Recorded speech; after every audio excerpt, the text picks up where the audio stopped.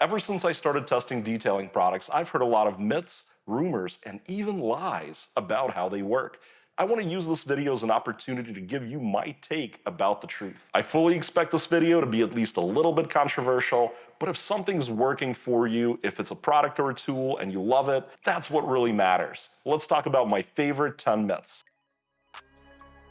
Most coatings themselves are not particularly hard to install. You've seen me install coatings. I'm by no means a rocket scientist. The actual coating application itself requires good lighting and ideally an indoor environment when compared to a typical wax. You must make sure to wipe everything up to avoid high spots, but other than that, it's really pretty simple. The greatest challenge and biggest cost if paying someone to do it is the prep work. That's the washing, the decontamination, and most importantly, the paint correction. Some people believe new cars don't need to be prepped, but they absolutely do, although it may take a lot less time.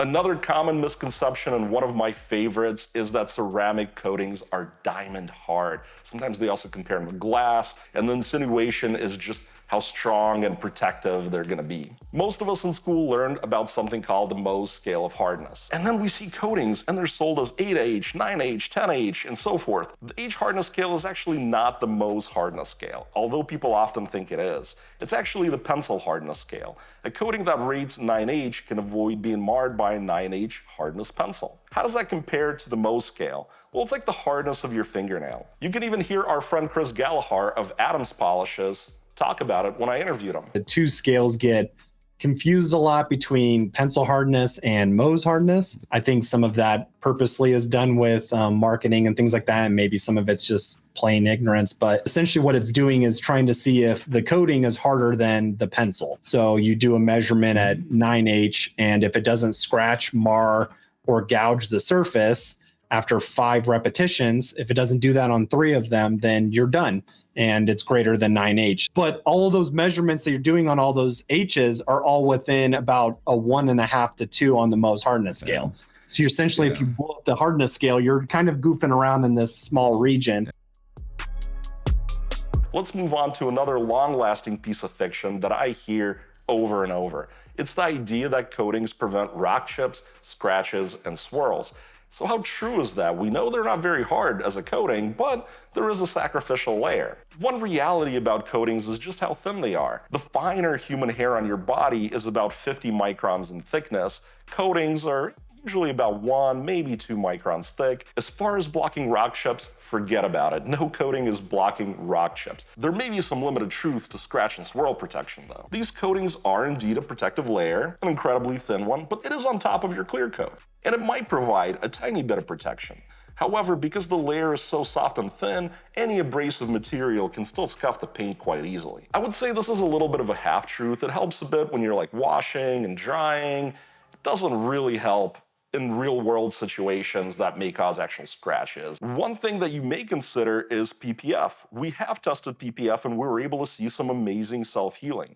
Coatings can't do anything like that. Probably one of the silliest ones, at least to me, is the idea that you don't have to wash your car anymore. I really don't even know where that came from, but it sticks around a lot. Dirt and grime sticks less to vehicles that are treated with coatings, and actually other less step products as well. Coated cars will still get dirty, just not as rapidly as cars with bare untreated paint.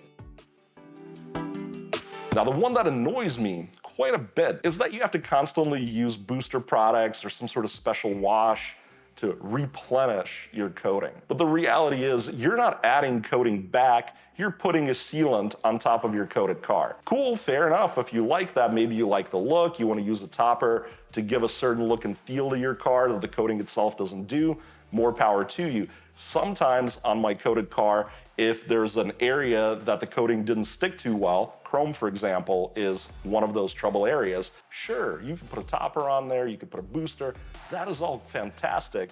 But the idea that you have to keep recharging your coating flies in the face of the whole idea of coatings, which is that they're supposed to be these semi-permanent, long-lasting products. And what really bothers me is when companies even base warranties around you using a booster. That tends to be installers more than the manufacturers.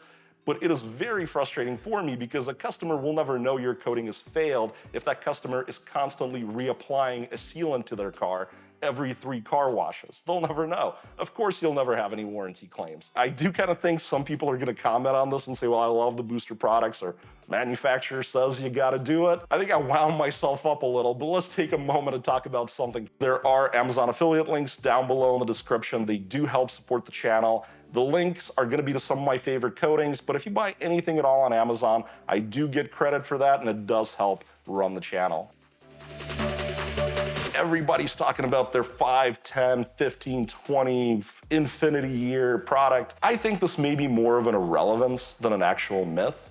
And the reality is, yes, I've seen a coating go 1,000 washes in our scrub testing, but you're never gonna care about 10 years. And let me explain why. Number one, no one keeps their car that long. Number two, how many of you just leave your car in the garage, never drive it anywhere? The reality is most of us drive our cars. So what does that mean? Well, it's gonna get scratched. You're gonna need paint correction again.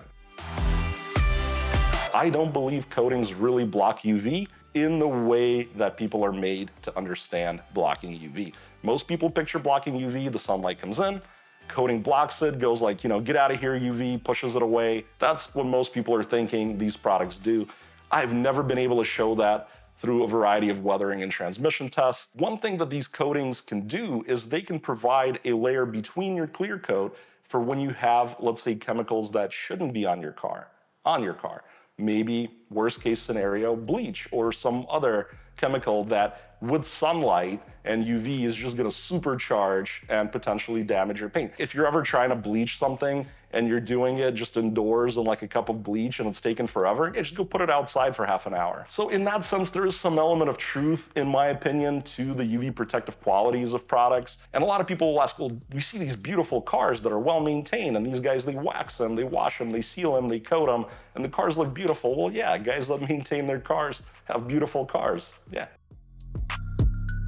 Kind of a minor myth, but I think worth talking about, is the belief that coatings are the prettiest products in the world. People gush over beautifully coated cars, photographed in beautiful studios with beautiful lighting. But through my testing, I've definitely seen that coatings can be quite beautiful. However, for a show car finish, it's not always the top choice. I have seen other products that yield really, really beautiful results. Another thing to consider is that paint correction and prep is a huge part of how your car is going to look. The paint correction is what's going to make it beautiful, like in those photos.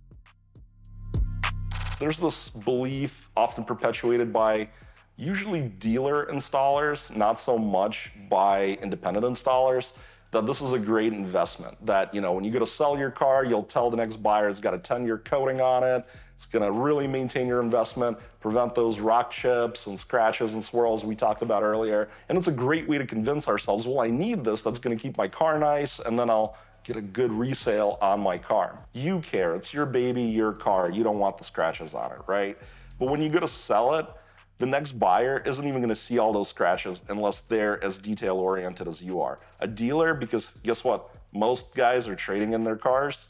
Dealer really doesn't care unless it's bad. PPF may be a better investment. However, I really urge, if you're gonna spend $1,000 or several $1,000s, make sure it's something that is for your enjoyment, unless your car is just quite special. The final myth, and personally, one of my absolute favorites, is the idea that maybe nothing really matters anymore except for coatings. They are the latest and greatest. They provide the most durability. They are pretty. They have lots of great qualities. Why install anything except a coating? Companies are in fact working on all kinds of other interesting products. We see highly performant PTFE products that come in old school paste form. I've tested spray sealants that are super easy to use and incredibly durable. There are what feels like an infinite number of options, and coatings are just one. I personally use a mix of everything. It depends on the task. There's the right tool for the right job. I really hope this video wasn't just like angry me ranting, and it was actually interesting for you. What are some of your favorite myths, misconceptions, and maybe even lies in the detailing world? I'd love it if you let me know down below in the comments. Definitely want to hear what you think.